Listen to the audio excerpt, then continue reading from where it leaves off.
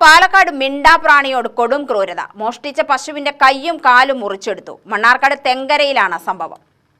മെഴുകുംപാറ താണിപ്പറമ്പിൽ പരുത്തിപ്പുള്ളി ജയപ്രകാശന്റെ 2 വയസ്സുള്ള പശുവിനെയാണ് മോഷ്ടാക്കൾ കൊന്ന ഇറച്ചിയാക്കി കടത്തിയത്. തലയും ഉടലും ഉൾപ്പെടെയുള്ള ശരീരഭാഗങ്ങൾ വനാതിർത്തിയോട് ചേർന്നുള്ള അരുവിയിൽ ഉപേക്ഷിച്ച നിലയിൽ കണ്ടെത്തി.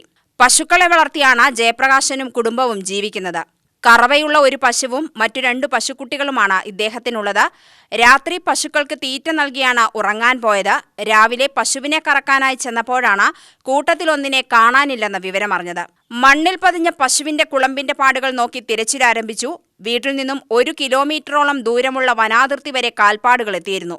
വിശദമായി തിരച്ചിൽ നടത്തിയപ്പോഴാണ് ഇവിടുത്തെ കാട്ടരുവിൽ പശുവിന്റെ ജഡാവശിഷ്ടങ്ങൾ കണ്ടെത്തിയത്. മോഷ്ടാക്കൾ പശുവിന്റെ 2 കാലുകളും 1 കൈയും മുറിച്ചെടുത്ത ശേഷം ഇറച്ചിയാക്കി കൊണ്ടുപോവുകയാണ് ചെയ്തിട്ടുള്ളത്. എല്ലുകൾ സമീപത്ത് ഉപേക്ഷിച്ച നിലയിലുമായിരുന്നു. തുടർന്ന് ജയപ്രകാശ് മണ്ണാർക്കാട് പോലീസ് സ്റ്റേഷനിലെത്തി പരാതി നൽകി. പോലീസും വനം വകുപ്പും സ്ഥലത്തെത്തി പരിശോധന നടത്തി. വെറ്റിനറി ഡോക്ടറുടെ നേതൃത്വത്തിൽ നടത്തിയ പരിശോധനയിൽ കുന്തം പോലെയുള്ള മൂർച്ചയേറിയ ആയുധം കൊണ്ട് കുത്തിക്കൊന്ന ശേഷമാണ് കൈകാലുകൾ മുറിച്ചെടുത്തിരിക്കുന്നതെന്ന് കണ്ടെത്തി. ഡോഗ് സ്ക്വാഡും തെളിവെടുത്തു. UTV news, Palakkad.